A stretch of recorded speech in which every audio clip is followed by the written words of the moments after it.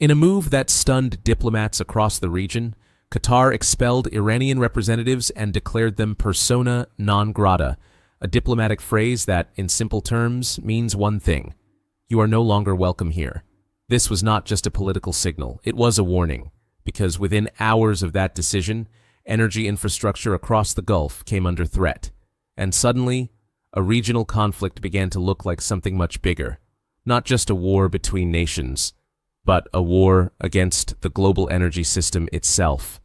For nearly 3 weeks, the conflict had followed a familiar pattern: strikes, retaliation, escalation. But the battlefield was mostly contained. Now that containment appears to be breaking, because instead of focusing only on military targets, critical energy infrastructure is being pulled directly into the conflict. And that changes everything. 2 locations have become central to this new phase. The first is Laffan Industrial City. The second is Habshan Gas Processing Plant. These are not just facilities, they are pillars of the global energy supply. Laffan is one of the largest liquefied natural gas export hubs in the world. From here, LNG shipments travel to Europe and Asia, powering cities, industries, and entire economies. Habshan plays a key role in processing and transporting gas within the United Arab Emirates. Together, these sites represent a significant portion of global energy flow. When they are threatened, markets react immediately. This is why analysts are using a new term to describe the situation: an energy shock event, or as some have called it, an energy Pearl Harbor, not because of a single decisive strike, but because of what it represents: a deliberate shift toward targeting economic lifelines. The logic behind such a strategy is brutally simple. If a country cannot export its own energy, it may attempt to prevent others from doing so. By disrupting supply across the region, pressure builds on global markets, prices rise, inflation increases, and governments around the world are forced to respond. In this scenario, energy becomes leverage, a tool to influence decisions far beyond the battlefield. Right now, oil prices are already climbing, hovering around $110 to $116 per barrel. But energy markets rarely move in a straight line. They jump, they spike, and when supply disruptions occur in multiple locations at once, those spikes can become extreme. Some analysts now believe that if disruptions continue, oil prices could approach $150 per barrel within weeks. But what does that actually mean?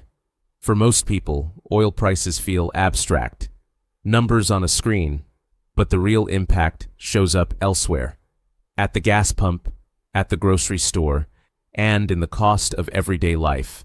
When oil prices rise, transportation becomes more expensive. Ships carrying goods across oceans pay more for fuel. Trucks moving products across countries pass those costs along. Airlines increase ticket prices, and eventually, everything becomes more expensive. There is also a second layer to this crisis: natural gas. Unlike oil, gas is deeply connected to electricity. Power plants, heating systems, industrial production all rely heavily on stable gas supplies. If LNG exports from Qatar are disrupted, countries that depend on those shipments must find alternatives. And alternatives are often more expensive. That means higher electricity bills, higher heating costs, and potential shortages during peak demand periods. Behind the scenes, governments are preparing for the possibility of a prolonged crisis.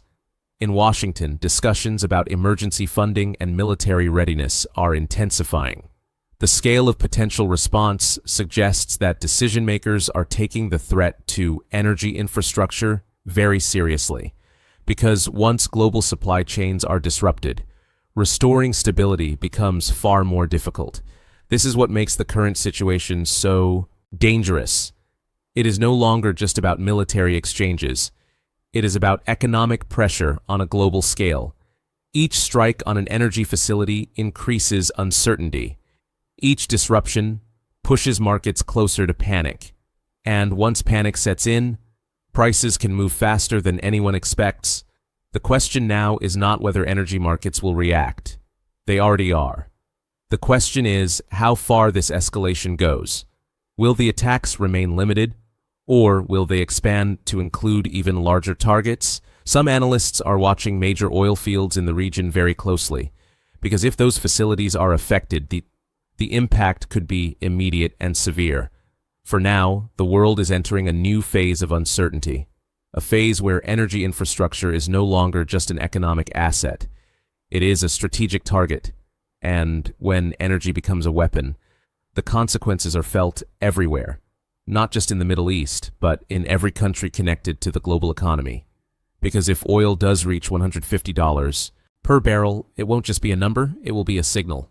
A signal that the balance of the global energy system has been disrupted, and that the effects of this conflict are no longer regional, they are global. The warning signs are already there. Diplomatic ties breaking, energy facilities under threat, markets reacting in real time.